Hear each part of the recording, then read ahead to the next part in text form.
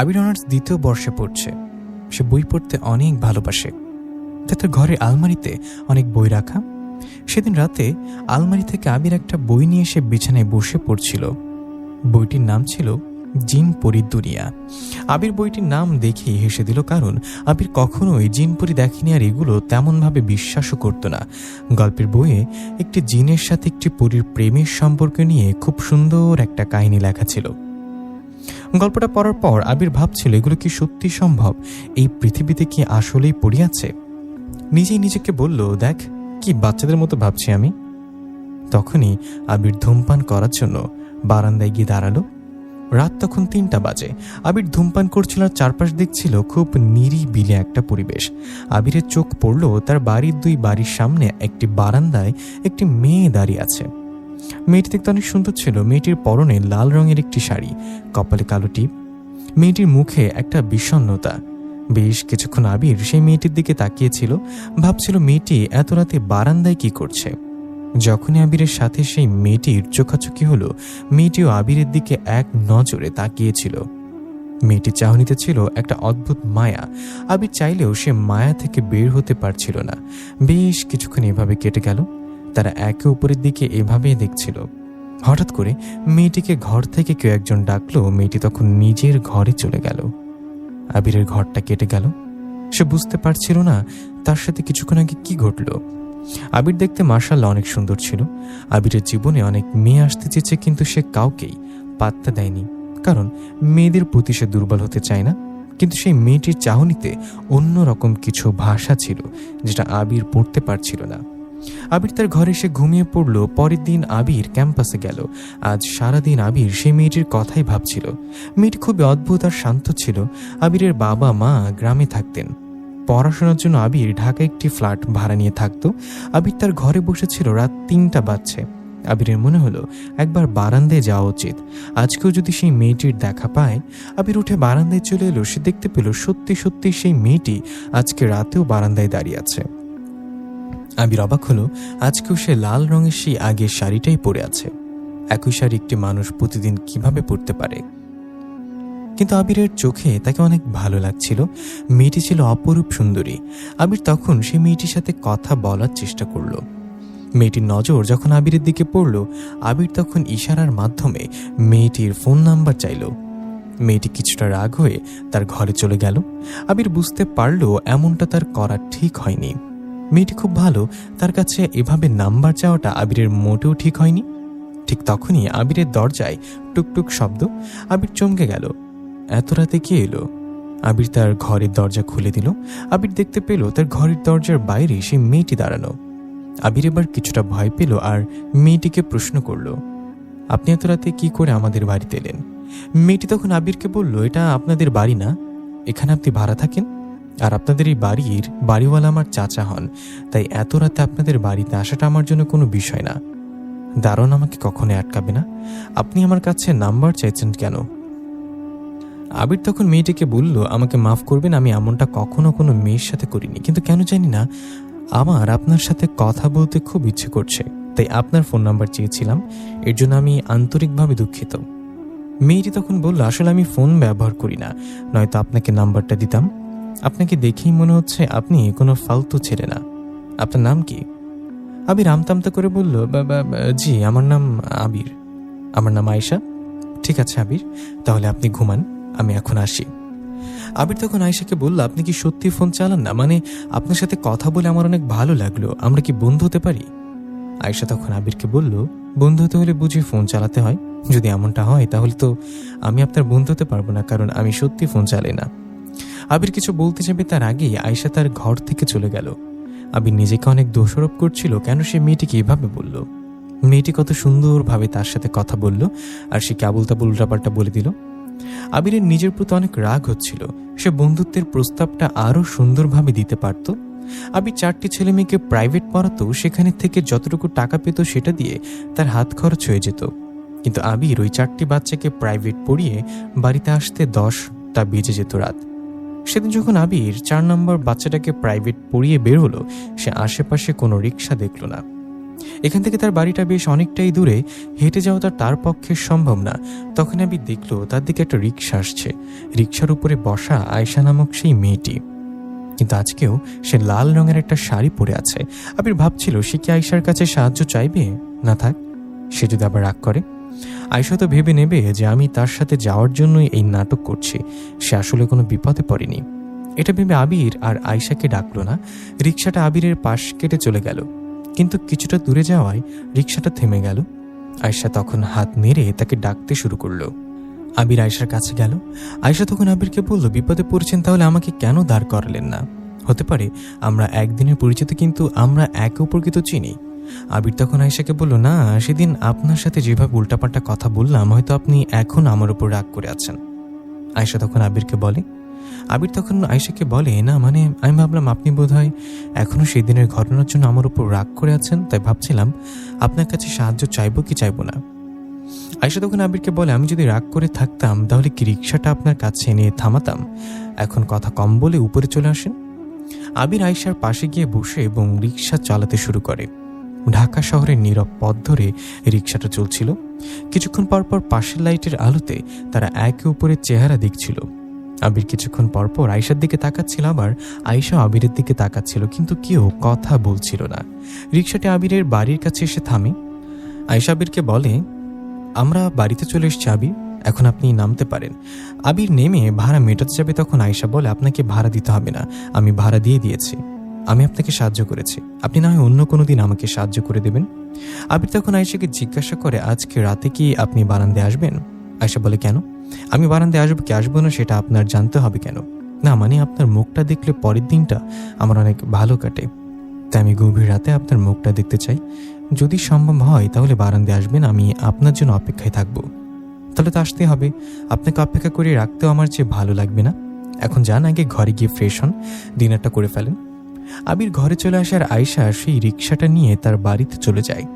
খাওয়া দাওয়া শেষ করে আবির বারান্দায় এসে বসে। সে বই পড়ছিল এবং অপেক্ষা করছিল কখন আয়েশা তার বারান্দায় আসবে। রাত 2:20।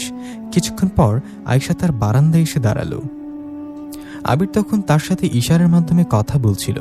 আয়েশা আবিরকে জানায় আগামীকাল তার বাবা মা ঘরে থাকবে না, সে যদি চায় তাহলে চায়ের দাওয়াত গ্রহণ করতে পারে। আবির মহা খুশি, আয়েশা তাকে চায়ের দাওয়াত দিয়েছে। পরের দিন বিকালবেলা আবির রেডি হয়ে আয়েশাদের ফ্ল্যাটে যায়।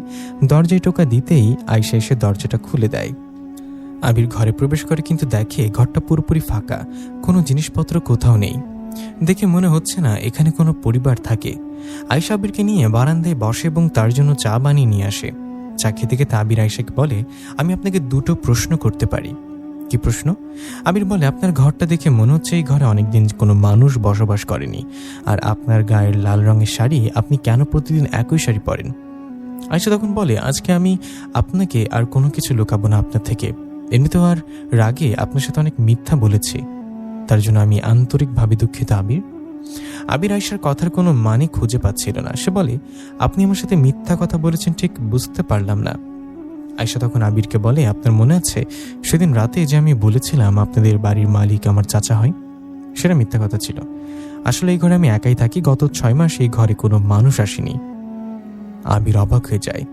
সে জিজ্ঞাসা করে, কোনো মানুষ আসেনি মানেটা কি? তার মানে আপনি কে? আয়েশা তখন বলে, আমি একটা পরী, আমি একটা অভিশপ্ত পরী। আপনি কি করে আমাকে দেখতে পান আমি জানি না, আমার জীবনের একটা ভয়ঙ্কর রহস্য আছে যেটা আজকে আমি আপনাকে বলতে চাই। আবির তখন ভাবে আয়েশা মজা করছে বা প্র্যাঙ্ক করছে। আয়েশা বলে, না, আমার মুখের দিকে একটু তাকান, আপনার কি মনে হচ্ছে আমি আপনার সাথে মজা করছি? আবির আয়েশার দিকে তাকিয়ে দেখে চোখের কিনারে কিছু পানি জমে আছে, টলমল করছে, কান্না করবে এমন একটা ভাব। আবির বুঝতে পারছে না সে কি সত্যি বলছে না মিথ্যা। সে যদি সত্যি বলে তাহলে সে একটা পরী, কিন্তু এসব পরী জিন আবির বিশ্বাস করে না। আবির কিছুইতে বুঝতে পারছিল না তার কথা বিশ্বাস করবে নাকি অবিশ্বাস করবে। আয়েশা তখন বলে, আমি জানি আপনি অলৌকিক কিছু বিশ্বাস করেন না, তাই আপনাকে প্রমাণ দেওয়ার জন্য একটা কথা বলেছি। আপনি এখন নিচে যান, নিচে যাওয়ার পর প্রজেক্টের গেটে ওই দারোয়ান আছে, কাছে গিয়ে বলবেন যে ওই ফ্ল্যাটটা কি ভাড়া হবে কিনা। তখন দেখবেন সে নিজেই বলে দেবে। আয়েশার কথা মতো আবির নিচে আসে। আবির নিচে আসার পর সে এই দারোয়ানকে গিয়ে বলে, মামা ওই যে 3 তলায় ফ্ল্যাটটা কি ভাড়া হবে? দারোয়ান মামা বলে, না না ভাইজান, ওই ফ্ল্যাটটা তো গত 6 মাস ধরে ফাঁকাই পড়ে আছে, আর ব্যাচেলার ভাড়া দিই না। আবির পুরোপুরি হতবাক হয়ে যায়। 6 মাস ধরে ফ্ল্যাটটা ফাঁকা পড়েছে মানেটা কি? আবির তখনও দেখতে পাচ্ছিল সেই ফ্ল্যাটের বারান্দায় আয়েশা দাঁড়িয়ে আছে। আবির ভয়ে ভয়ে সেই দারোয়ানকে বলে, মামা, বারান্দায় কি আপনি কোনো মেয়েকে দেখতে পাচ্ছেন? দারোয়ান আবিরের কথা মতো সেদিকে ঘুরে তাকায় আর আবিরকে বলে, মামা, দেখা তো মনে হয় ভদ্র ঘরের পোলা, আপনি নেশা করেন নাকি? নেশা পানি করা কিন্তু ভালো না মামা, জানতো, বাড়িতে যান, মালিক দেখলে চিল্লাপিল্লি করবে। আমি হতবাক হয়ে সেদিকে তাকিয়েছিলাম। আবির দেখেছে আয়েশাকে, দারোয়ান দেখতে পারছে না। তার মানে কি আয়েশা আসলে একটা পরী? আবির আর সাহস নিয়ে সেই ফ্ল্যাটে ফিরে যেতে পারে না, এক দৌড়ে চলে আসে তার ঘরে। সে হাঁপাচ্ছিল, তাকে অনেক প্রশ্ন ভাবাচ্ছিল। এতদিন যে একটি মেয়ের সাথে আবির ঘোরাফেরা করেছে সেটা একটা পরী ছিল। ঠিক তখনই আবিরের পেছনের কেউ একজন হাত রাখে। আবির ঘুরে তাকিয়ে দেখে আয়েশা দাঁড়িয়ে আছে। আয়েশাকে দেখে আবির কিছুটা বিচলিত হয়ে যায়।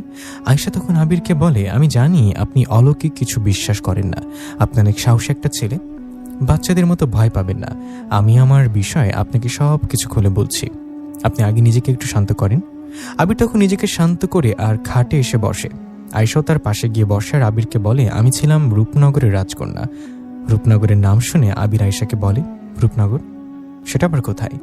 আয়েশা বলে, রূপনগর হচ্ছে আমাদের রাজ্যে, সেটা এই পৃথিবীর বুকে না, সেটা হচ্ছে প্রথম আসমানে। রূপনগর অনেক সুন্দর একটি জায়গা, সেই জায়গায় আমার মতো হাজার হাজার জিনপুরি বসবাস করে। সে রাজ্যের মহারাজ হাবিবুল্লাহ ছিল আমার বাবা। আমরা 4 বোন ছিলাম, সবাই ছোট ছিলাম আর সবার আদরে ছিলাম আমি। আমি দুষ্টুমি করতে অনেক পছন্দ করতাম, আমার রাজ্য সবাই আমাকে অনেক ভালোবাসত। একদিন আমি রূপনগরের রাজপ্রাসাদে দাঁড়িয়েছিলাম, আকাশ দেখছিলাম রাত্রেবেলা। হঠাৎ করে আমার খুব ইচ্ছে হলো পৃথিবীর বুকে ঘুরতে যাব। কিন্তু এখন যদি আমি আমার বাবাকে বলি, বাবা কখনোই আমাকে পৃথিবীতে যেতে দেবেন না। তাই বাবাকে না বলে, মাকে না বলে অজান্তেই একা একা লুকিয়ে পৃথিবীতে চলে আসি। পৃথিবীতে আসার পর আমি চারিপাশে ঘুরছিলাম। হঠাৎ করে আমার নজর পড়ে একটি ছোট্ট গ্রামে নদীর পাড়ে একটা ছেলে বসে আছে। সে মাছ ধরছে, যেটা দেখে আমি অনেক অবাক হই। কারণ এই গভীর রাতে একটা ছেলে একা একা মাছ ধরছে, ছেলেটির কত সাহস! যাক, ছেলেটিকে একটু ভয় দেখানো যাক। এমনটা ভাবতে ভাবতে আমি তখন মানুষের রূপ ধরে সেই ছেলেটির পেছনে গিয়ে দাঁড়াই আর ছেলেটাকে বলি, আপনার তো দেখছি অনেক সাহস, আপনি জানেন না যে গভীর রাতে জিনপরীরা ঘুরে বের হয়? এখন যদি আপনাকে ধাক্কা মেরে পানিতে ফেলে দেই, কোনো পরী বা কোনো জিন, তখন কি করবেন আপনি? ছেলেটি খুব নরম কণ্ঠে তখন আমাকে বলে, আপনি পেছন থেকে কথা না বলে সামনে এসে কথা বলার জন্য ভালো হয়। আর অন্য কারোর কথা কেন বলছেন? আপনি নিজেই তো একটা পরী, তাই না? আমি তখন ছেলেটির মুখে আমার আসল পরিচয় শুনে অনেক অবাক হয়েছিলাম। আমি ছেলেটিকে বলি, আপনি কি করে জানলেন আমি যে একটা পরী? ছেলেটি বলে, এটা তো খুবই সহজ একটা প্রশ্ন। এত রাতে নিশ্চয়ই কোনো মানুষের মেয়ে আমার সাথে এখানে দেখা করতে আসবে না। আপনি একটা পরী, এখন বলেন তো, আপনি কি আমাকে মারতে এসেছেন নাকি আমাকে ভয় দেখানোর জন্য এসেছেন? আমি তখন ছেলেটিকে বলি, আমি আপনাকে ভয় দেখাতে এসেছিলাম, কিন্তু এখন আপনার মুখের কথা শুনে আমি নিজেই তো অবাক হয়ে গেছি। আপনি আমাদের বিষয়ে দেখছি অনেক কিছু জানেন। ছেলেটি তখন বলে, আমার নাম হচ্ছে রহমান, আমি এতিমখানায় বড় হয়েছি। ছোট থেকে আমার বাবা মা ছিল না, আমি একজন এতিমখানায় পড়াশোনা শেষ করে একটা মাদ্রাসায় শিক্ষকতা করছি। আমি আপনাদের সম্পর্কে অনেক কিছু জানি, তাই আপনার বিষয়ে সহজেই ধারণা করতে পেরেছি। আমি তখন ছেলেটির কাছে গিয়ে দাঁড়াই। ছেলেটি আমাকে বলে, আমার পাশে বসতে পারেন, ভয় নেই, আমি আপনার কোনো ক্ষতি করব না। তাছাড়া আপনি তো একটা পরী, আপনি চাইলেই আমাকে মারতে পারবেন, আমি আপনাকে মারতে পারবো না। আমি তখন ছেলেটির পাশে গিয়ে বসে আর বলি, আপনার সাহস দেখে আমি মুগ্ধ হচ্ছি, আপনার এত সাহস? ছেলেটি বলে, হ্যাঁ, আমার অনেক সাহস। আমি কিন্তু আমার বিষয়ে আপনাকে সবকিছু বলে দিয়েছি, কিন্তু আপনি এখনো আপনার বিষয়ে কিছু বলেননি। আমি তখন আমার পরিচয় সে ছেলেটিকে দিয়েছিলাম। আমি বলেছিলাম, আমি হচ্ছি রূপনগরের রাজকন্যা, পৃথিবীর বুকে ঘুরতে এসেছি। আপনার সাহস দেখে আপনার কাছে না এসে পারলাম না। ছেলেটির সাথে আমি অনেকক্ষণ কথা বলি। ফজরে কিছুক্ষণ আগে সেই রহমান নামক ছেলেটি আমাকে বলে, তাহলে এখন আপনি চলে যান, কারণ দিনের আলো ফুটবে, দিনের আলোতে আপনার শরীর জ্বালা করবে, যান, রূপনগরে ফিরে যান। আমি ছেলেটিকে বলি, হ্যাঁ, এখন তো আমাকে ফিরতে হবে। ওইদিকে বাবা মা যদি জেনে যায় আমি তাদেরকে না বলে পৃথিবীতে ঘুরতে বেরিয়েছি, তাহলে তো আমার খবর আছে। ঠিক আছে রহমান, আপনি ভালো থাকবেন। ছেলেটির কাছ থেকে বিদায় নিয়ে আমি আবারও রূপনগরে ফিরে গিয়েছিলাম। কিন্তু প্রতি রাতে আমাকে সে ছেলেটির চিন্তাভাবনা ভাবাতো, তার মুখটা আমি ভুলতে পারছিলাম না। তার সাথে কাটানো সেই মুহূর্তগুলো আমার বারবার মনে পড়ছিল।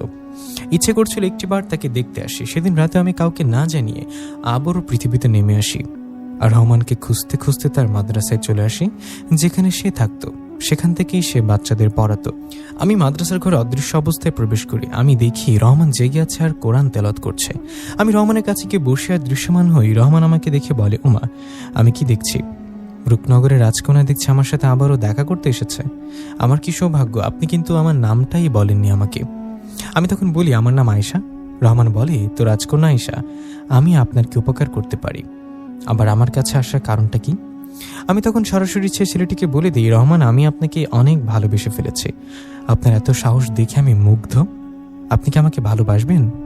রহমান তখন আমাকে বলে, এটা কি করে সম্ভব রাজকন্যা? আপনি রূপনগরের একজন রাজকন্যা, পরিধির রাজকন্যা, আর আমি একটা সাধারণ মানুষ। আমাদের ভালোবাসা কি করে হতে পারে? আমি তখন রহমানকে বলি, আমি দেখতে সুন্দর না? আমার সাথে কাটানো মুহূর্তগুলোকে আপনার ভালো লাগে না? ঠিক আছে, আপনি যদি আমাকে এতটাই ঘৃণা করেন তাহলে আমি চলে যাচ্ছি। আমি যখন সেখান থেকে ফিরে আসবো, পেছন থেকে রহমান আমার হাত ধরে ফেলে আর বলে, আমি এমনটা বোঝাতে চাইনি। আমি বলেছি আপনি রাজকন্যা আর আমি সাধারণ মানুষ। আপনি আমাকে কি করে ভালোবাসতে পারেন? কিন্তু একবার কিন্তু বলিনি আমি আপনাকে ভালোবাসি না। আপনাকে প্রথম যেদিন দেখেছিলাম সেদিনে আপনার এই মায়াবী মুখের প্রেমে পড়ে গিয়েছিলাম, কিন্তু আমি নিজেকে কন্ট্রোল করেছিলাম, কারণ আমি জানতাম এটা সম্ভব না। আপনি একটা রাজকন্যা আর আমি সাধারণ একটা এতিম ছেলে। আমাদের ভালোবাসা কখনোই এক হতে পারবে না। আমি তখন রহমানকে জড়িয়ে ধরে বলি, কেন এক হতে পারবে না? আমাদের ইচ্ছে যদি এক থাকে তাহলে সবকিছু সম্ভব। এমনইভাবে প্রতিদিন আমি রহমানের কাছে চলে আসতাম সেই রূপনগর থেকে। আমরা পৃথিবীর বুকে ঘুরে বেড়াতাম আর সকাল হওয়ায় আগে আমি আবার আমাদের রূপনগরের রাজপ্রাসাদে আমার ঘরে উপস্থিত থাকতাম। কেউ বুঝতেই পারতো না রাতের বেলা আমি পৃথিবীতে যাই। এভাবে 6টি মাস আমার সাথে রহমানের ভালোবাসার সম্পর্ক চলে। আমরা একে অপরের প্রতি অনেক দুর্বল হয়ে পড়ি। একদিন সেই নদীর পাড়ে আমি রহমান বসেছিলাম। রহমানের কাঁধে আমি মাথা রেখে সেখানে বসেছিলাম। হঠাৎ করে আকাশপথে তারা দেখতে পাই। কি দেখতে পেল সেটা না হয় আমি আগামীকাল জানতে পারবেন। একদিন সেই নদীর পাড়ে আমি আর রহমান বসেছিলাম। হঠাৎ করে আকাশপথে আমাদের রূপনগরের উপরে একটা পরী উড়ে বেড়াচ্ছিল। সে দূর থেকে আমাকে দেখে ফেলে আর এই দৃশ্য দেখে সোজা রূপনগরের আমার বাবার কাছে গিয়ে আমাদের নামে কিছু বলে দেয় সবকিছু। আমার বাবা ছিল অনেক দায়িত্বশীল একটা রাজা। আমাদের রূপনগরের নিয়ম ছিল রূপনগরের বাইরের কারোর সাথে কোনো ভালোবাসার সম্পর্কে যাওয়া যাবে না। রূপনগরে যত জিনপুরি আছে তারা একে অপরের সাথেই বিবাহ বন্ধনে বন্দী হবে। আমার বাবা যখন শুনে আমি একটা মানুষের প্রেমে পড়েছি, সে আর পৃথিবীতে থাকে, এটা শুনে আমার বাবা কিছু জিন সৈনিকদের আদেশ করে যেন আমাকে রহমানকে বন্দী করে রূপনগরের রাজপ্রাসাদে হাজির করা হয়। আমার বাবার আদেশে সৈন্যগুলো পৃথিবীতে চলে আসে আর আমাকে আর রহমানকে বেঁধে রূপনগরীতে চলে যায়। রূপনগরীর রাজপ্রাসাদে আমাদের বিচারের কার্যক্রম শুরু করা হয়। সকল বাসিন্দারা আমাদের বিচার দেখছিল, সবাই আমাদের শান্তি কামনা করছিল, কারণ আমি নিয়ম ভেঙেছি।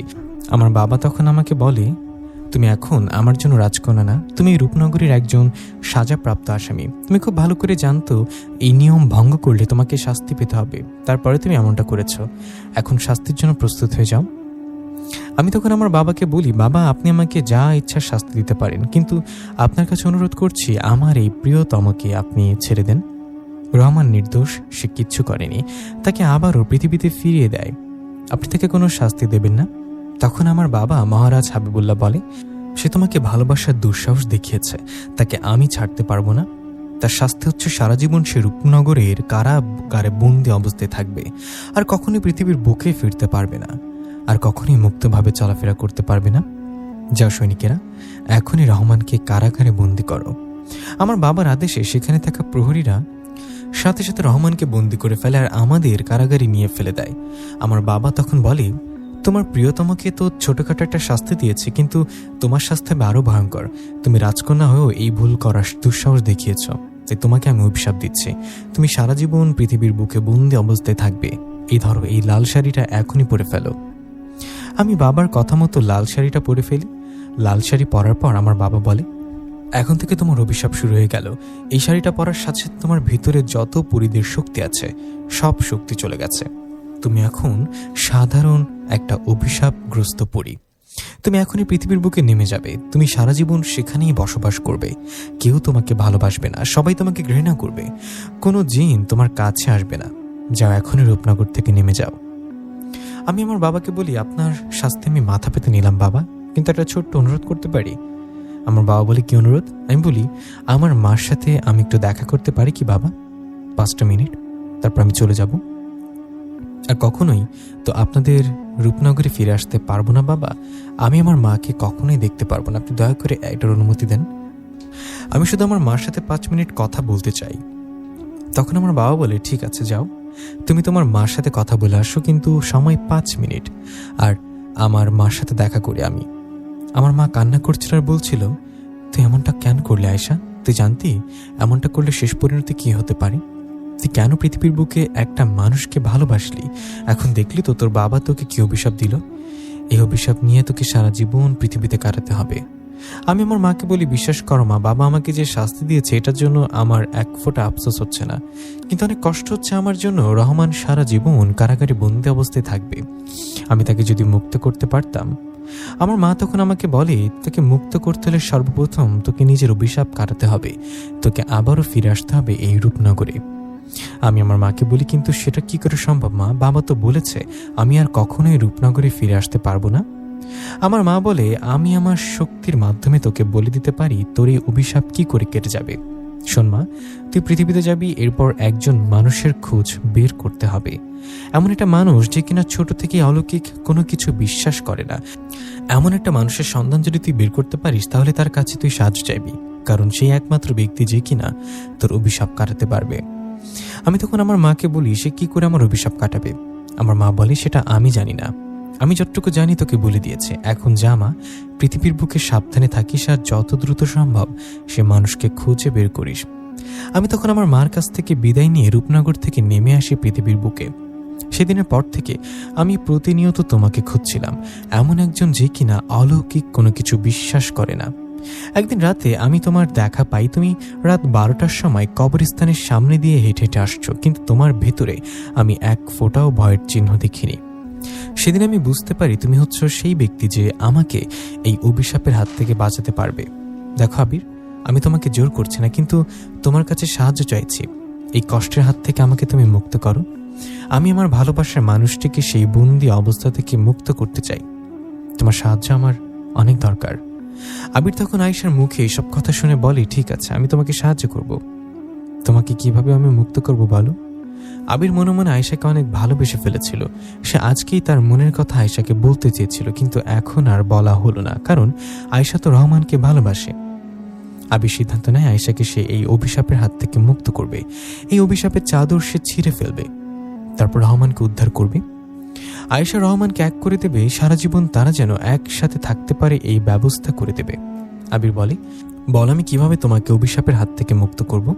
আয়েশা বলে, আমার মা আমাকে বলেছিল যদি এমন কোনো মানুষকে খুঁজে পায় তার হাত দুটো যেন আমার বুকে স্পর্শ করি, তাহলে হয়তো বা কিছু হতে পারে। আবির তখন তার 2 হাত দিয়ে আয়েশার দিকে এগিয়ে দেয়, বলে, যা হবে দেখ, আমি দেখতে চাই। আয়েশা তখন তার হাত দুটো তার বুকের মাঝে স্পর্শ করে আর আবিরকে বলে, তুমি চোখ বন্ধ করো। আবির চোখ বন্ধ করে ফেলে আর একটা অদ্ভুত দৃশ্য দেখতে পায়। আবির দেখতে পায় সে আর আয়েশা হাত ধরে এই বাড়ির ছাদ দিয়ে দাঁড়িয়ে আছে। গভীর রাতে আয়েশা থেকে একটা সিঁড়ি তাদের ছাদে নেমে এসেছে। সেই পথ চলে গেছে আকাশের দিকে। আবির চোখ খুলে দেয় আর বলে, আমি দেখতে পেয়েছি কিভাবে তোমাকে নিয়ে আবার রূপনগরে যাব। আয়েশা বলে, তুমি কি দেখেছো আবির?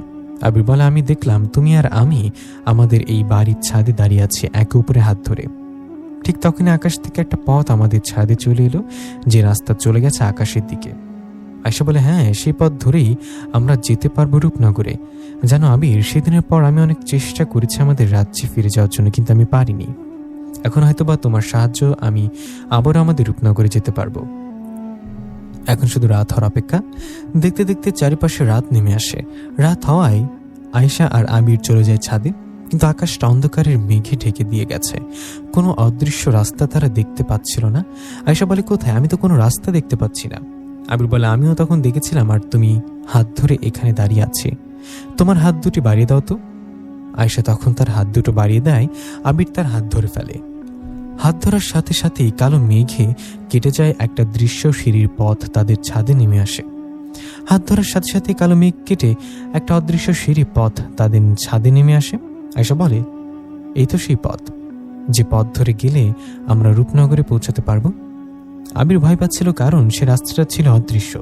আবির যদি সেখান থেকে পড়ে যায় আর মরে যায়। আয়েশা তখন বলে, আমার উপর বিশ্বাস রাখো, আমার হাত ধরে আমার পেছন পেছনে আসো, কিচ্ছু হবে না। এই রাস্তা অদৃশ্য হলেও এটা একটা পথ, এই পথ থেকে তুমি নিচে কখনোই পড়বে না। আবির আয়েশাকে বিশ্বাস করে সেই অদৃশ্য সিঁড়ির ওপর একটা পা ফেলে, কিন্তু সে দেখে সে নিচে পড়ে যাচ্ছে না। সে রাস্তার শেষ প্রান্তে আসার পর আবির দেখতে পায় সে এখন প্রথম আসমানে চলে এসেছে। চারপাশটা অনেক অদ্ভুত, যেন একটা ফুলের বাগান। কি সুন্দর, অনেক বড় বড় গাছ, কিন্তু গাছগুলোর আগা দেখা যাচ্ছে না। প্রত্যেকটা গাছের বাকি অংশগুলো চলে গেছে দ্বিতীয় আসমানে। আয়শাপুরী তখন আবিরকে বলে, এটাই হচ্ছে আমাদের রূপনগর। তোমার জন্য আজকে আমি আবারও আমার রাজ্যে ফিরতে পারলাম। আবির তখন বলে, এখন আমি তোমাকে অভিশাপ থেকে মুক্ত করব কি করে? এখনো তো পুরোপুরি তুমি অভিশাপ থেকে মুক্ত হতে পারোনি। আয়শা বলে, এই রূপনগরে আমার এক বন্ধু আছে, তার নাম হচ্ছে ওসমান। সে এই নগরীতেই বাস করে। আমরা ওসমানের সাথে দেখা করব, হতে পারে সে আমাদের সাহায্য করবে। তার সাহায্যে আমি তোমাকে বলতে পারবো কিভাবে এই অভিশাপের হাত থেকে তুমি আমাকে মুক্ত করবে। আবির বলে, তাহলে চলো আমরা এখনই ওসমানের সাথে গিয়ে দেখা করি। আয়শা বলে, না এখন না, এখন গেলে আশেপাশে জিনপরীরা আমাদেরকে দেখে ফেলবে আর আমাদের বন্দি করে ফেলবে। আমি চাই না রহমানের মতো তোমাকেও সেই একই কারাগারে বন্দি অবস্থায় দেখতে। তাই আমরা রাত্রেবেলা আমার বন্ধু ওসমানের সাথে দেখা করতে যাব। এখন আমরা এখানেই একটা জঙ্গলে লুকিয়ে থাকবার অপেক্ষা করব রূপনগরে কখন রাত নেমে আসবে। দেখতে দেখতে রূপনগরে রাত নেমে আসে। গভীর রাত হওয়ায় আয়শাপুরী আবিরকে নিয়ে রওনা করে তার বন্ধু ওসমান জিনের সাথে দেখা করার জন্য। আয়শা ওসমানের বাড়ির দরজার কাছে এসে টাকা দেয়। ভিতর থেকে ওসমান দরজা খুলে দেয়। আবির দেখছিল একটা জিন তাদের সামনে দাঁড়িয়ে আছে, যার পরনে সাদা একটা পাঞ্জাবি। সে দেখতে অনেক লম্বা, শরীরের গঠন অনেক ভালো, মুখটা অনেক মায়াবী। আবির বুঝতে পারে এটাই হচ্ছে ওসমান জিন। তুই এসেছিস? আমি তো ভেবেছিলাম বন্ধু তোকে আর কখনোই দেখতে পারবো না। সেদিন মহারাজের বিচার শুনে আমার অনেক রাগ হচ্ছিল, ইচ্ছে করছিল তোর সাথে আমিও এই রূপনগর ছেড়ে চলে যাই, কিন্তু আমার বিশ্বাস ছিল তুই আবার একদিন না একদিন ঠিকই ফিরে আসবি এই রূপনগরে। তাই তো আমি তোর সাথে যাইনি, তোর জন্য এখানে অপেক্ষা করেছি। তুই কেমন আছিস আয়শা? আয়শা তখন ওসমানকে বলে, আমি ভালো আছি, আর আমি যে এখানে আছি সবটুকুই হচ্ছে আবিরের জন্য। আবির যদি না থাকতো তাহলে আমি এখানে আসতে পারতাম না। ওসমান আবিরের দিকে ঘুরে তাকায় আর বলে, এটা তো একটা সাধারণ মানুষ, সে কি করে তোকে এখানে নিয়ে এলো? আয়শা বলে, আমার মা আমাকে বলেছিল আবিরই পারবে আমার অভিশাপ কাটাতে, কিন্তু আমার মা সে নিজেও জানে না আবির কিভাবে এই অভিশাপটা কাটাবে। তুই কি আমাদের কোনোভাবে সাহায্য করতে পারবি ওসমান? ওসমান তখন বলে, আগে তোরা ঘরের ভেতরে আয়, বাইরে কেউ যদি দেখে ফেলে তাহলে যে আমাদের মহা বিপদ। আয়শার আবির ওসমানের ঘরে প্রবেশ করে আর তার বিছানায় গিয়ে বসে। ওসমান বলে আয়শাকে, দেখ বন্ধু, আমি তোকে তেমনভাবে সাহায্য করতে পারবো না, কিন্তু আমার কাছে অনেক প্রাচীন একটা বই আছে। সেই বইয়ের ভেতরে এই অভিশাপ সম্পর্কে কিছু লেখা থাকতে পারে, কিন্তু সেই লেখাগুলো আমি বুঝতে পারছি না এটা পৃথিবীর কোনো মানুষ পড়তে পারবে এমন বই। আবির তখন ওসমানকে বলে, আমি তো পৃথিবী থেকে এসেছি, আমি এই বইটা আপনাকে পড়ে শোনাতে পারি, আমাকে দেখান তো। ওসমান তখন সেই বইটা আবিরের কাছে নিয়ে আসে। আপনি বইটা আমাকে দেখান। আবির দেখে এটা তো সেই বই যেটা তার ঘরের আলমারিতে ছিল, জিনপরীদের জগৎ। বইটা দেখে আবির ওসমান আর আয়শাকে বলে, এই বইটার আগে আমি পড়েছি, কিন্তু এটার ভিতরে এই অভিশাপ সম্পর্কে কিছু আছে আমার জানা নেই। ওসমান তখন আবিরকে বলে, আপনি দয়া করে আরেকবার ভালো করে পড়েন, দেখেন তো কোনো রহস্য পান কিনা। আবির মন দিয়ে আবারও বইটা পড়তে শুরু করে। একেবারে শেষের পেজে কিছু লেখা আছে। সে শেষের পেজটার ভিতরে লেখা এই অভিশাপের সম্পর্কে। আবির বলে, পেয়েছি। এখানে লেখা আছে এই অভিশাপটা কিভাবে দূর করতে পারবো। এখানে লেখা আছে কাউকে যদি এমন একটা অভিশাপ দেয়া হয় তাহলে তাকে এই অভিশাপের হাত থেকে মুক্ত করতে হলে তার পরনের শাড়িটা এমন কোনো সাধারণ মানুষকে পরতে হবে যে মানুষটা কখনোই অলৌকিক কোনো বিষয় সে বিশ্বাস করেনি। সে যখন সে একই শাড়ি পরে ফেলবে সাথে সাথেই সেই অভিশাপটা তার কাঁধে চলে আসবে আর সে পরীটা মুক্ত হয়ে যাবে। আয়শা বলে, তার মানে এই শাড়িটা তুমি পরার সাথে সাথে আমি অভিশাপের হাত থেকে মুক্ত হয়ে যাব, কিন্তু এই শাড়ি পরার পর তোমার সাথে কি ঘটবে? আবির বলে, এটা তো বইয়ে লেখা নেই, যাই হোক না কেন আগে তো তোমাকে অভিশাপের হাত থেকে মুক্ত করি। ওসমান তখন বলে, না, এটা না জেনে এই কাজটা করাটা অনেক বিপজ্জনক। দেখো আবির, তুমি যদি এখন এই শাড়িটা পরে ফেলো তাহলে তুমি পাগল হতে পারো, তুমি মরেও যেতে পারো। আয়শা তো কান্না করে দেয় আর বলে, না না, আমি এমনটা হতে দিতে পারি না, একজনের জন্য আমি আরেকজনকে মারতে পারবো না, থাক আমার অভিশাপ আমার কাছেই থাক। তখন আবির বলে, যাই হোক না কেন আমি অভিশাপটা দূর করতে চাই, আগে তো শাড়িটা পরি, দেখা যাক না কি হয়, এমন হতে পারে সবকিছু ঠিক থাকবে, আমার কিছু হবে না। আয়শা ভয়ে ভয়ে সে শাড়িটা আবিরের গায়ে পরিয়ে দেয়। আবির সে শাড়িটা পরার সাথে সাথেই সে একটা আর্তনাদ শুনতে পায়, একটা চিৎকার, একটা কান্নার শব্দ। অনেক কষ্ট হচ্ছিল আবিরের, কিন্তু আবির তাদেরকে বুঝতে দেয় না, বলে আমি ঠিক আছি, আমার কিছু হয়নি। আয়শা পরি তখন আবারও আগের রূপে ফিরে আসে, তার ভেতরে সকল পরীর শক্তি ফিরে আসে, অনুভব করতে পারে সকল শক্তি। আয়শা পরি খুশি মনে আবিরকে বলে আমি অভিশাপ থেকে মুক্ত হয়ে গেছি, আমার ভিতরে আবারও পরিদের শক্তি চলে এসেছে। আবির দেখতে পায় আয়শা পরি এবার তার ইচ্ছা মতো রূপ পরিবর্তন করতে পারছে। তার পরনে এখন অনেক সুন্দর একটা সাদা রঙের পোশাক, পেছন দিয়ে 2টা ডানা। আবির তখন বলে দেখলে তো আমার কিছুই হয়নি, আর তুমি অভিশাপ থেকে মুক্ত হয়ে গেছো। এখন সর্বপ্রথম আমাদেরকে যে করে হোক তোমার ভালোবাসার মানুষ রহমানকে উদ্ধার করতে হবে সে অন্ধকার কারাগার থেকে। আয়শা তখন বলে কিন্তু এটা আমরা কি করে করব? আবির বলে আমার মাথায় একটা পরিকল্পনা আছে, আগে আমাকে সেই কারাগারের সামনে নিয়ে যাও। তখন ওসমান আর আয়শা আবিরকে নিয়ে হাজির হয় রূপনগরের সবথেকে বড় কারাগারের সামনে। আবির দেখতে পায় কারাগারের আশেপাশে অনেক জিনেরা পাহারা দিচ্ছে, তাদের হাতে ধারালো তলোয়ার। আবির তখন আয়শাকে বলে আমি তাদের সামনে দিয়ে হেঁটে যাব, তারা সকলে যখন দেখবে একটা সাধারণ মানুষ একটা শাড়ি পরে এই রূপনগরে ঘোরাফেরা করছে, তখন তারা আমাকে বন্দি করার জন্য আমার পেছন পেছন দৌড়াতে শুরু করবে। আর এই সুযোগে তুমি ওর সামনে ওসমান আর তোমার ভালোবাসার মানুষকে মুক্ত করে ফেলো। এটা বলে আবির এগিয়ে যায়। আয়শা তাকে বাধা দেওয়ার চেষ্টা করে, কিন্তু ওসমান বলে সে যা করেছে সেটা আমাদের জন্য, এটা ছাড়া আর কোনো রাস্তা নেই। আবির সেসব পাহারাদার জিনদের সামনে দিয়ে হেঁটে চলে যায়, যেটা দেখে সকল পাহারাদাররা তাকে ধরার জন্য ছোটাছুটি করতে শুরু করে। আর এই সুযোগে ওসমান আর আয়শা পরি চলে যায় সেই কারাগারের ভিতরে। কারাগারে প্রবেশ করে আয়শা পরি রহমানকে খুঁজছিল। কিছুক্ষণ খোঁজার পর রহমানকে সে খুঁজে পায়, তার অবস্থা অনেক খারাপ। আয়শা পরি রহমানকে দেখে কান্না করে দেয়, রহমানও তাকে দেখে কান্না করে দেয়। ওসমান আয়শা পরিকে বলে বন্ধু আমাদের হাতে সময় খুব কম, তাড়াতাড়ি দরজাটা ভেঙে ফেলো। আয়শা পরি তার শক্তির মাধ্যমে দরজাটা ভেঙে ফেলে, তারপর রহমানকে মুক্ত করে সেখান থেকে বাইরে নিয়ে আসে। দৌড়াতে দৌড়াতে তারা একেবারে শেষ প্রান্তে চলে আসে, রূপনগরের শেষ প্রান্তে, যেখানে কিছুক্ষণ আগে আবির এসেছিল। সে অদৃশ্য পথ এখন আছে, তারা সেখানে এসে দাঁড়ায়। রহমান তখন বলে চল আয়শা, এখানে আর এক মুহূর্ত না, এই পথ ধরে আমরা এখনই পৃথিবীতে চলে যাই। তখন আয়শা বলে না, আমি আবিরকে ছাড়া কোথাও যেতে পারবো না, আগে আবির আসুক, আমার বিশ্বাস আবির অবশ্যই আসবে। রহমান তখন আবিরকে এটা জানতে চায়। রহমান আয়শা পরীকে সবকিছু খুলে বলে আয়শা। রহমান বলে তার ঋণ আমরা কখনোই শোধ করতে পারবো না, আমি এখন তাকে ছেড়ে কোথাও যাব না, যাই হোক না কেন আমরা 4 জন একসাথে মোকাবেলা করব। ঠিক তখনই আয়শা দেখতে পায় আবির তাদের দিকে দৌড়াতে দৌড়াতে আসছে, আর তার পেছনে সকল পাহারাদার জিনেরা দৌড়াচ্ছে। এটা দেখে আয়শা বলে এখন কি হবে? সকল সৈনিকরা যে আমাদের দিকে আসছে। আবির তাদের দিকে দৌড়াতে দৌড়াতে আসছে, আর তার পেছনে সকল পাহারাদার জিনেরা দৌড়াচ্ছে। এটা দেখে আয়শা বলে এখন কি হবে? সকল সৈনিকরা যে আমাদের দিকে আসছে। আবির তাদের দিকে দৌড়াতে দৌড়াতে আসছে, আর তার পেছনে সকল পাহারা জিনেরা দৌড়াচ্ছে। ওসমান তখন আয়শাকে বলে আরে গাধা, তুই তো এখানকার রাজকন্যা, আর তোর ভিতরে অনেক শক্তি আছে, তুই এখন তোর শক্তি ব্যবহার করতে পারবি, তুই তোর শক্তি ব্যবহার করে সেসব পাহারাদারদের সামনে একটা অদৃশ্য দেয়াল দাঁড় করিয়ে দেয়, তাহলে দেখবি আর কেউ এদিকে আসতে পারবে না। আয়শা বলে ঠিকই তো বলেছিস। আয়শা তার হাতে জাদুর কাঠির মাধ্যমে সেসব জিনদের সামনে একটা অদৃশ্য দেয়াল সৃষ্টি করে দেয়। এটার ফলে সেসব সৈনিকরা আর সামনে আসতে পারে না। আবির দৌড়াতে দৌড়াতে তাদের কাছে চলে আসে, তারপর তারা 4 জন মিলে চলে আসে পৃথিবীর বুকে। পৃথিবীতে আসার পর আবির রহমানকে বলে তুমি আয়শাকে সবসময় দেখিয়ে রেখো, সে তোমাকে অনেক ভালোবাসে। তুমি জানো সে নিজের অভিশাপ নিয়ে কষ্ট পাচ্ছিল না, সে কষ্ট পাচ্ছিল তোমাকে ভেবে। তুমি কত কষ্টে আছো এটা ভেবে সে প্রতিদিন কান্না করত। আমি যখন তার বুকে হাত রাখি তখন আমি তার কষ্টগুলো দেখতে পাচ্ছিলাম। রহমান আবিরকে জড়িয়ে ধরে আর কান্না করতে করতে বলে ভাইজান আপনার এই ঋণ আমরা কখনোই শোধ করতে পারবো না। ওসমান তখন বলে কিন্তু এখন আমরা কোথায় পালাবো? সে সৈনিকরা আমাদের খুঁজে বের করবেই, তারপর আমাদেরকে মেরে ফেলবে, নয়তো বন্দি করে ফেলবে সেই কারাগারে। আবির তখন বলে তোমরা এমন একটা জায়গায় যাও যেখানে তারা আর কখনোই আসতে পারবে না। ওসমান বলে এমন তো একটাই জায়গা আছে ওপারে, ওপারের দুনিয়ায় আমরা লুকাতে পারবো। আবির বলে ওপারের দুনিয়া, সেটা আবার কোথায়?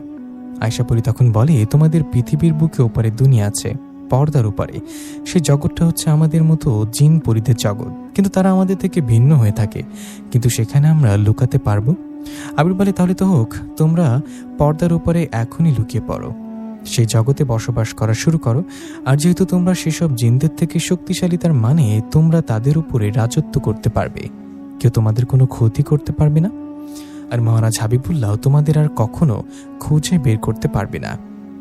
তোমাদের সাথে রহমানকেও নিয়ে যাও। আশাপুরী বলে, তুমিও আসো না আমাদের সাথে। আবির বলে, আমি আসতে পারবো না, আমাকে মহারাজ খুঁজে পেলে কোনো ক্ষতি করবে না। ওসমান বলে, কিন্তু কেন? আবির বলে, কারণ আমি যে এখন অভিশাপ প্রাপ্ত। আশাপুরী বলে, অভিশাপ প্রাপ্ত মানে? তুমি না বললা তুমি চাইলে এই শাড়িটা খুলে ফেলতে পারবে? আমি তোমাকে মিথ্যা বলেছিলাম। আমি চেষ্টা করেছি, কিন্তু আমার শরীর থেকে এই অভিশাপের চাদর আমি খুলতে পারিনি। সারা জীবন আমাকে এখন এই শাড়িটা পরেই থাকতে হবে। আয়শাপুরী তো ওই কথা শুনে কান্না করে দেয় আর আবিরকে জড়িয়ে ধরে বলে, তুমি এমনটা কেন করলে? আমি জানতাম এমন কিছুটা হবে। এখন আমরা কি করব? তোমাকে অভিশাপের হাত থেকে কিভাবে মুক্তি দেব? আবির বলে, আমার মুক্তি আর কখনোই হবে না, কারণ আমি সেই বইয়ের শেষ পাতায় দেখেছিলাম, একবার যে ব্যক্তি এই অভিশাপটা নিজের গায়ে নেবে, তখন এই অভিশাপটা তাকে সারা জীবন ভোগ করতে হবে, আর কেউ তার উপর থেকে এই অভিশাপের চাদর সরাতে পারবে না। তাই বলছে, আয়শা, তুমি এখনই রহমানকে নিয়ে পর্দার উপরে চলে যাও। আমাকে নিয়ে ভেবো না, আমি ঠিক থাকবো। ওসমান, যাও, তুমি এখনই তোমার বন্ধুকে নিয়ে চলে যাও, নয়তো দেরি হয়ে যাবে। ওসমান আবিরকে জড়িয়ে ধরে বলে, আবির, তোমার মতো মানুষ আমি কখনো দেখিনি। আমি তো ভাবতাম মানুষেরা স্বার্থপর, তারা একে অপরের ক্ষতি চায়, কিন্তু তুমি একটা পরীর জন্য যা করলে, আমি তোমার এই ঋণ কখনোই ভুলবো না। কখনো যদি সম্ভব হয় আমাকে স্মরণ করো। আয়শাপুরী কান্না করতে করতে তখন রহমান আর ওসমানকে নিয়ে পৃথিবীর বুকে থাকা পর্দার উপরে সেই জিনদের জগতে চলে যায়, আর আবির একা হয়ে পড়ে। কিছুক্ষণ পর আবিরকে দেখতে পায় আকাশ থেকে কিছু জিন সৈনিক নেমে আসছে, আর তাদের সাথে মহারাজ হাবিবুল্লাহ আছে। তারা সবাই পৃথিবীতে নেমে আসে আর আবিরকে নিয়ে বন্দি করে ফেলে। আবিরকে নিয়ে আবারও চলে আসে সেই রূপনগরের রাজপ্রাসাদে। মহারাজ হাবিবুল্লাহ অনেক রেগে আছে, আবিরের বিচার করতে শুরু করে। মহারাজ তখন আবিরকে বলে, তুমি এমনটা কেন করলে? তুমি কেন আয়শাপুরীকে অভিশাপের হাত থেকে মুক্ত করেছ? কেন তার অভিশাপ নিজের কাঁধে নিয়েছ? কেন সেই মানুষটাকে কারাগার থেকে মুক্ত করেছ? তুমি জানতে না আমরা তোমাকে খুঁজে বের করব, তারপর তোমাকে হত্যা করব? এখন বলো তারা কোথায় আছে, নয়তো তোমাকে এখানেই মেরে ফেলব। আবির তখন মহারাজ হাবিবুল্লাহকে বলে, আপনি আমাকে মেরে ফেলেন, কিন্তু আমি তাদের সংবাদ আপনাকে দিতে পারবো না। তারা কোথায় আছে আমি বলতে পারবো না, কিন্তু আমি আপনাকে বলতে পারবো আমি এসব কিছু কেন করেছি, কেন আয়শাপুরীকে অভিশাপের হাত থেকে বাঁচিয়েছি, কেন তার ভালোবাসার মানুষকে তাকে ফিরিয়ে দিয়েছি, তাকে এমন একটা জায়গায় পাঠিয়ে দিয়েছি যেখানে আপনিও তাকে আর খুঁজে বের করতে পারবেন না। আমি এমনটা কেন করেছি জানেন মহারাজ? কারণ আমি আপনার মেয়ে আয়শাপুরীকে অনেক ভালোবেসে ফেলেছিলাম। আমার সব থেকে কষ্টের বিষয় হচ্ছে কি জানেন? আমি আমার ভালোবাসার কথা আয়শাপুরীকে কখনোই বলতে পারলাম না, কখনোই জানাতেই পারলাম না আমি তাকে কত ভালোবাসি। যেদিন ভাবলাম তাকে আমি বলবো আমার মনের কথা, সেদিন সে আমাকে বলল তার ভালোবাসার গল্প। সবটা শুনে আমি আমার ভালোবাসাকে আমার মনের মাঝে কবর দিয়ে ফেলেছি। আমি তাকে পাইনি, তাতে কি হয়েছে? তার সকল কষ্ট দেখে আমি নিজেকে কন্ট্রোল করতে পারছিলাম না, আমার অনেক কষ্ট হচ্ছিল। তা আমি সিদ্ধান্ত নিয়েছিলাম তার সকল অভিশাপ, সকল কষ্ট আমি আমার ভেতরে গ্রহণ করব। এই কারণেই আমি তার অভিশাপ আমার কাঁধে নিয়েছি, তাকে ভালো রাখার জন্য তার ভালোবাসার মানুষকে আবারও তার কাছে ফিরিয়ে দিয়েছি। তারপর তাদেরকে অনেক দূরে পাঠিয়ে দিয়েছি, যেখানে তারা তাদের মতো করে সুখে থাকতে পারবে। আমার আর কোনো আফসোস নেই মহারাজ, আপনি চাইলে এখন আমাকেও মৃত্যুদণ্ড দিতে পারেন। আপনি আমাকে যেই শাস্তি দেবেন আমি সকল শাস্তি মাথা পেতে নেব। মহারাজ হাবিবুল্লাহ তখন আবিরকে বলে, তুমি আমার সাথে আসো। মহারাজ আবিরকে নিয়ে তার কক্ষে চলে যায়। ঘরে আসার পর মহারাজ দরজা বন্ধ করে আবিরকে বলে, তোমাকে আমি কি শাস্তি দেব? তুমি আমার আদরের রাজকন্যাটাকে অভিশাপের হাত থেকে মুক্ত করেছ। তুমি জানো আবির, আমি সেদিন আমার মেয়েটাকে অভিশাপ দিতে চাইনি, কিন্তু সকল প্রজারা চাইছিল আমি যেন তাকে শাস্তি দেই। আমি যদি সেদিন আয়শাপুরীকে শাস্তি না দিতাম, তাহলে রূপনগরের সকল জিনপুরীরা আমার অবাধ্য হয়ে যেত, কেউ আর আমার কথা শুনতো না। তাই নিজের অজান্তে আমি অভিশাপ দিয়ে ফেলেছিলাম। কিন্তু আবির, তুমি তাকে এত ভালোবাসো যে সবটা জানার পরেও তুমি সেই অভিশাপ নিজের কাঁধে নিয়ে ফেললে। তুমি তো খুব ভালো করে জানতে আবির, এই অভিশাপের হাত থেকে তোমাকে আর কেউ মুক্ত করতে পারবে না। সেই বইয়ে খুব ভালো করে লেখা ছিল, এই অভিশাপ সারা জীবন তোমার ঘাড়ে থাকবে, এই অভিশাপ সারা জীবন তোমার ঘাড়ে বইবে। আবির তখন মহারাজকে বললেন, হ্যাঁ মহারাজ, আমি সবটা জেনেই এমনটা করেছি, কারণ আমি তাকে অনেক ভালোবাসি। তার কষ্ট যে আমি আর সইতে পারছিলাম না।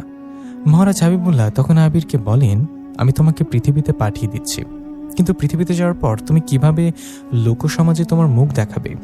তুমি একটা ছেলে হয়ে লাল শাড়ি পরে কিভাবে ঘোরাফেরা করবে?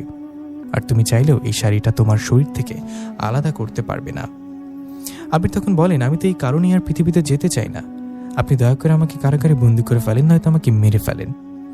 মহারাজ হাবিবুল্লাহ তখন আবিরকে বললেন, আমি তোমাকে মারব না, তোমাকে কারাগারেও বন্দি করব না, বরঞ্চ আমি তোমার নতুন একটা পরিচয় দেব। তোমার নাম আজ থেকে আবির না, তোমার নাম আজ থেকে আবিমা। আমি তোমাকে পুরোপুরি একটা মেয়ে বানিয়ে দেব। তোমার ভেতরে আর পুরুষের কোনো চিহ্ন থাকবে না। তখন তোমার শরীরে এই লাল শাড়ি দেখে মানুষ আর কোনো বাজে মন্তব্য করতে পারবে না। এটা বলে মহারাজ হাবিবুল্লাহ তার শক্তির মাধ্যমে আবিরকে ছেলে থেকে একটা মেয়ে তৈরি করেন। এখন আবির হয়ে গেছে আবিমা। তার শরীরে এখন মেয়েদের সকল অঙ্গ চলে এসেছে। সে পুরোপুরি একটা সুন্দরী মেয়ে হয়ে গেছে। আবিমা তখন মহারাজ হাবিবুল্লাহকে বলে, আপনি তো আমাকে নতুন করে সৃষ্টি করলেন, আমাকে পরিবর্তন করে দিলেন, কিন্তু আমি পৃথিবীতে গিয়ে কি করব? মহারাজ হাবিবুল্লাহ তখন তার প্রাসাদ থেকে অনেকগুলো ধন সম্পদ আবিমাকে দিয়ে দেন আর বলেন, তুমি এই টাকা পয়সা নিয়ে নতুন পরিচয় পৃথিবীতে বেঁচে থাকবে। আবির হয়ে গেছে আবিমা। সে মহারাজ হাবিবুল্লাহর কাছ থেকে অনেকগুলো টাকা নিয়ে পৃথিবীর বুকে ফিরে আসে। আর সে শিক্ষা জ্ঞান তার মাথায় ছিল, সে শিক্ষা জ্ঞান দিয়ে নতুন করে একটা ব্যবসা স্টার্ট করে। আবিমা তার বাবা মায়ের কাছে আর ফিরতে পারে না, কারণ সে তো এখন আর আবির নেই, হয়ে গেছে আবিমা। সে দূরে থাকে, সে ব্যবসা করে নিজের মতো একা একা জীবন পার করছে। আবিমা তার বাবা মাকে প্রতি মাসের 1 তারিখে অনেক বড় অ্যামাউন্টের টাকা পাঠিয়ে দেয়, যাতে তারা ভালো থাকে। তার বাবা মা হয়তো আবিরকে খুঁজে বেড়াচ্ছে, কিন্তু আবিমা তো জানে আবিরকে আর কেউ খুঁজে পাবে না।